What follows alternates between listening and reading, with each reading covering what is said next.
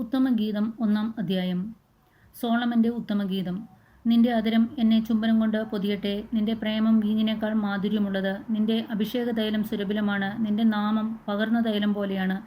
അതുകൊണ്ട് കന്യകമാർ നിന്നെ പ്രേമിക്കുന്നു. എന്നെ കൊണ്ടുപോവുക, നമുക്ക് വേഗം പോകാം. രാജാവ് തൻ്റെ മണവറയിലേക്ക് എന്നെ കൊണ്ടുവന്നിരിക്കുന്നു. ഞങ്ങൾ നിന്നിൽ ആനന്ദിച്ച് ഉല്ലസിക്കും. ഞങ്ങൾ നിന്റെ പ്രേമത്തെ വീഞ്ഞിനേക്കാൾ പുകഴ്ത്തും. അവർ നിന്നെ സ്നേഹിക്കുന്നത് യുക്തം തന്നെ. ജെറുസലേം പുത്രിമാരെ, ഞാൻ കറുത്തവളാണെങ്കിലും കേദാറിലെ കൂടാരങ്ങൾ പോലെയും സോളമൻ്റെ തിരശീലകൾ പോലെയും അഴകുള്ളവളാണ്. ഞാൻ മങ്ങിയ നിറമുള്ളവളായതുകൊണ്ട്, വെയിലേറ്റ് ഞാൻ ഇരുണ്ടുപോയതുകൊണ്ട് എന്നെ തുറിച്ചു നോക്കരുതേ. എൻ്റെ മാതൃനയനന്മാർ എന്നോട് കൽപ്പിച്ചു. അവർ എന്നെ മുന്തിരിത്തോട്ടങ്ങളുടെ കാവൽക്കാരിയാക്കി. എന്നാൽ എൻ്റെ സ്വന്തം മുന്തിരിത്തോട്ടം ഞാൻ കാത്തു സൂക്ഷിച്ചില്ല. എൻ്റെ പ്രാണപ്രിയനെ, എന്നോട് പറയുക, നിന്റെ ആടുകളെ എവിടെ മേയ്ക്കുന്നു? ഉച്ചയ്ക്ക് അവയ്ക്ക് എവിടെ വിശ്രമം നൽകുന്നു? ഞാൻ എന്തിന് നിന്റെ ചങ്ങാതിമാരുടെ ആട്ടിൻകൂട്ടങ്ങൾക്കടുത്ത് അലഞ്ഞു നടക്കണം?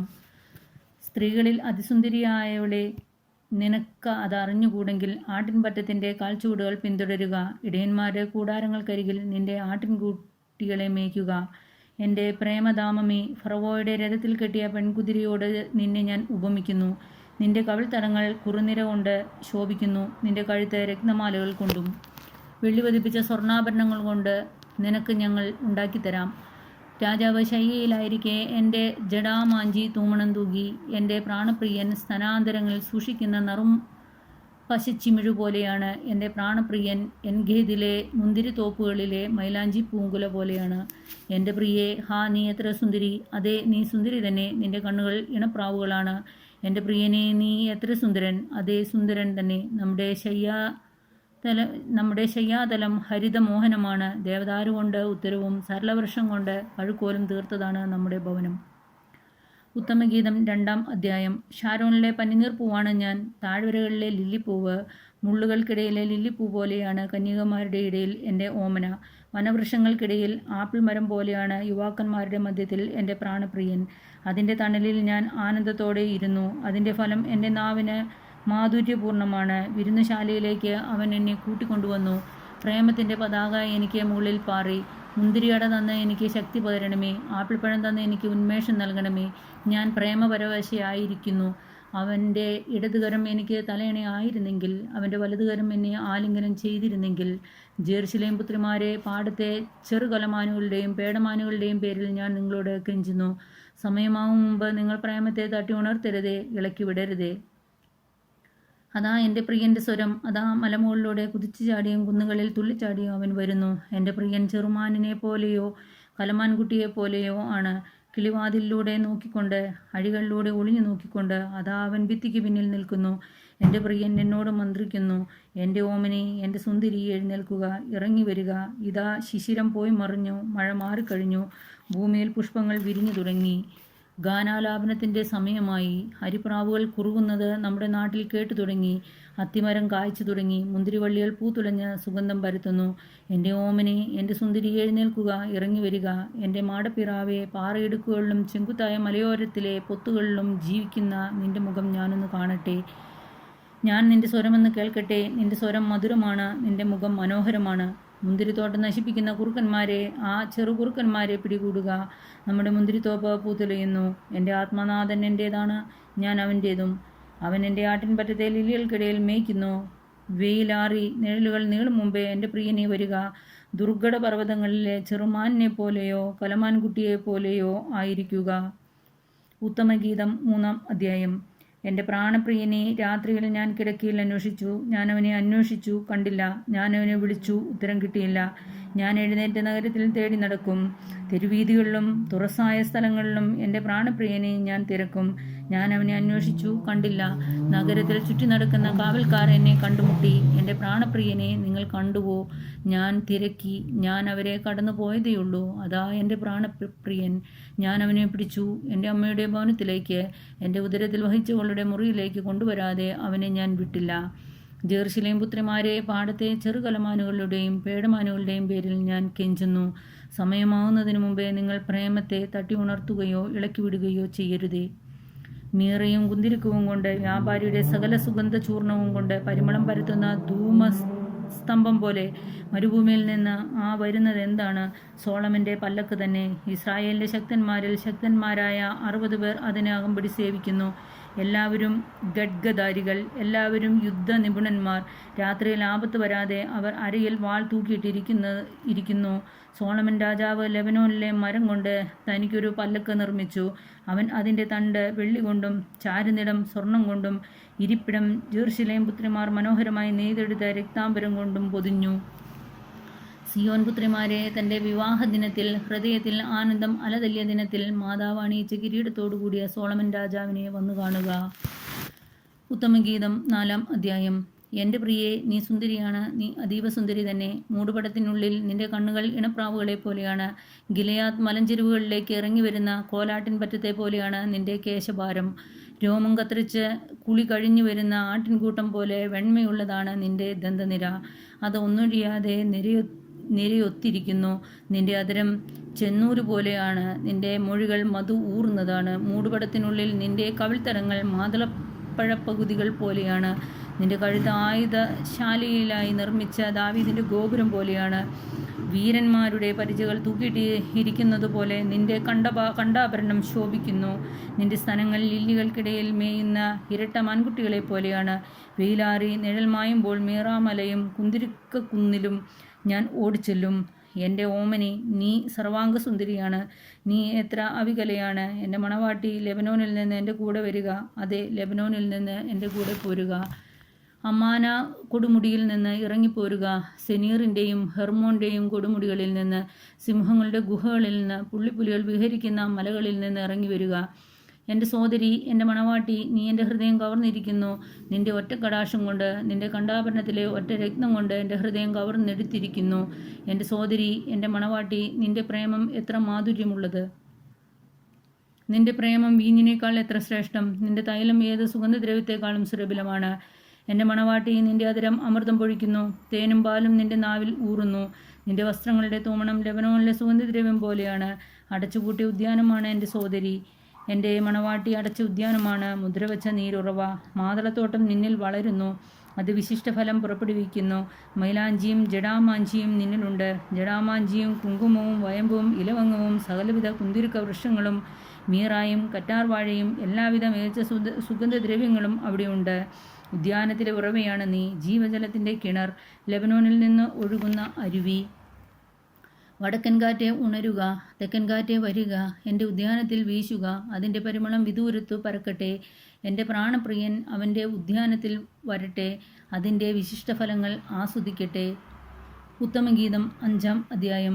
എൻ്റെ സോദരി, എൻ്റെ മണവാട്ടി, ഞാൻ എൻ്റെ പൂന്തോപ്പിലേക്ക് വരുന്നു. ഞാൻ സുഗന്ധദ്രവ്യങ്ങളും മീറയും സംഭരിക്കുന്നു. തേനും തേൻകട്ടയും ഞാൻ ആസ്വദിക്കുന്നു. ഞാൻ വീഞ്ഞും പാലും കുടിക്കുന്നു. തിന്നുക, തോഴന്മാരെ, കുടിക്കുക, കാമുകന്മാരെ, കുടിച്ച് മതിക്കുക. ഞാൻ ഉറങ്ങി, പക്ഷേ എൻ്റെ ഹൃദയം ഉണർന്നിരിക്കുന്നു. അതാ എൻ്റെ പ്രിയൻ വാതിലിൽ മുട്ടുന്നു. എൻ്റെ സോദരി, എൻ്റെ പ്രിയേ, എൻ്റെ മാടപ്പിറാവേ, എൻ്റെ പൂർണ്ണവതി, തുറന്നു തരിക. എൻ്റെ തല തുഷാരബിന്ദുക്കൾ കൊണ്ടും എൻ്റെ മുടി മഞ്ഞുതുള്ളികൾ കൊണ്ടും നനഞ്ഞിരിക്കുന്നു. ഞാൻ എൻ്റെ അങ്കി ഊരിക്കളഞ്ഞു. ഞാനത് എങ്ങനെ അണിയും? ഞാൻ എൻ്റെ പാദങ്ങൾ കഴുകി. ഞാൻ ഇനി എങ്ങനെ മണ്ണിൽ ചവിട്ടും? എൻ്റെ പ്രിയൻ വാതിൽ കൊളുത്തിൽ പിടിച്ചു. എൻ്റെ ഹൃദയം ആനന്ദം കൊണ്ട് തുള്ളിച്ചാടി. എൻ്റെ പ്രിയന് തുറന്നു കൊടുക്കാൻ ഞാൻ എഴുന്നേറ്റു. എൻ്റെ കയ്യിൽ നിന്ന് മീറയും എൻ്റെ വിരലുകളിൽ നിന്ന് മീറത്തുള്ളിയും വാതിൽ കൊളുത്തിൽ ഇറ്റു വീണു. എൻ്റെ പ്രിയനായി ഞാൻ കതക് തുറന്നു, പക്ഷേ അവൻ അപ്പോഴേക്കും പോയി കഴിഞ്ഞിരുന്നു. അവൻ സംസാരിച്ചപ്പോൾ എൻ്റെ ഹൃദയം പരവശമായി. ഞാൻ അവനെ അന്വേഷിച്ചു, കണ്ടെത്തിയില്ല.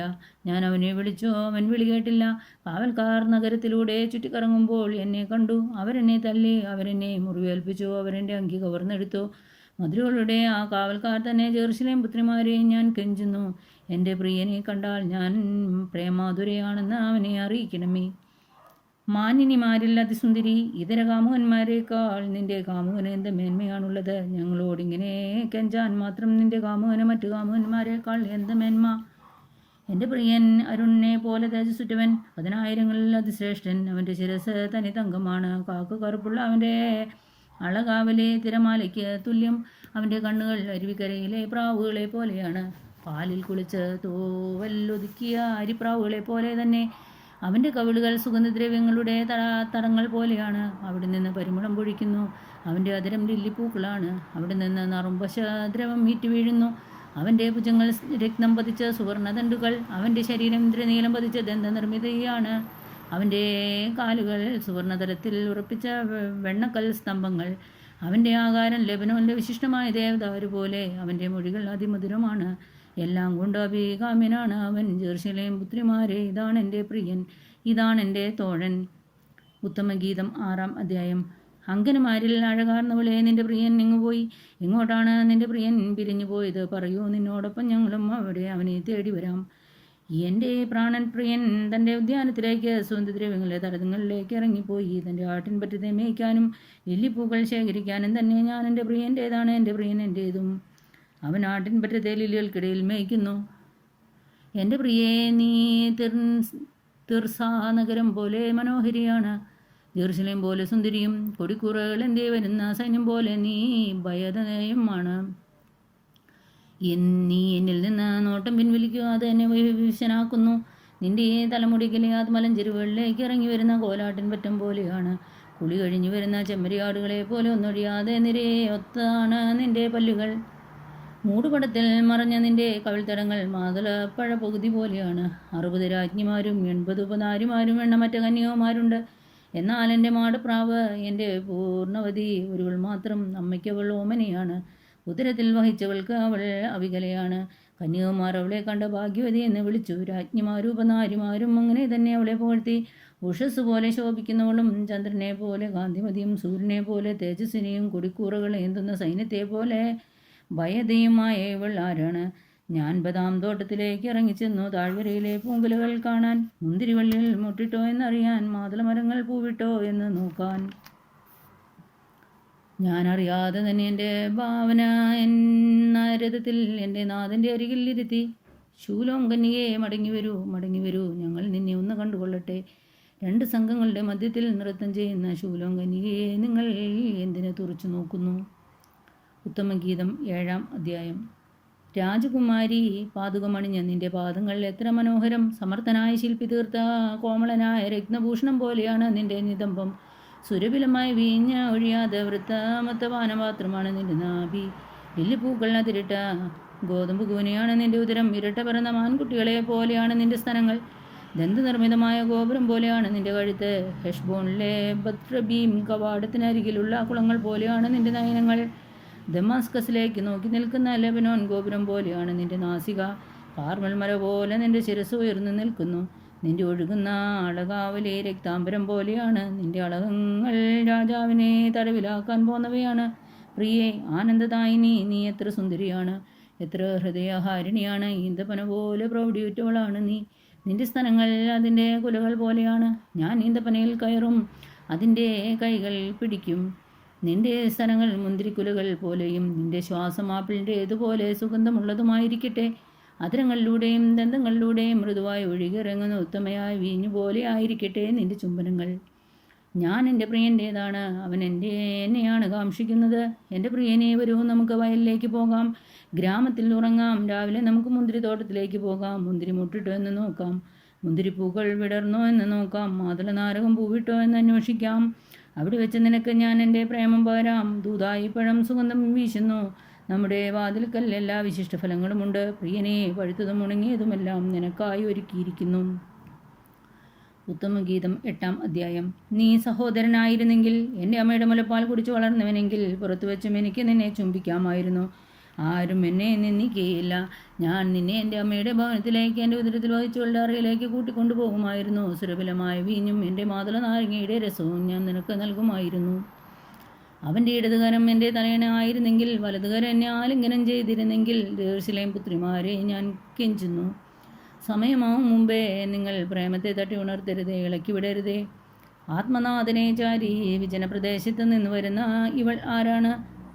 ആപ്പിൾ മരച്ചൂട്ടിൽ വെച്ച് ഞാൻ നിന്നെ ഉണർത്തി. അവിടെ നിന്റെ അമ്മ ആയിട്ട് നോവ് അനുഭവിച്ചു. നിന്നെ പ്രസവിച്ചവൾ അവിടെ വെച്ചാണ് പ്രസവവേദന അനുഭവിച്ചത്.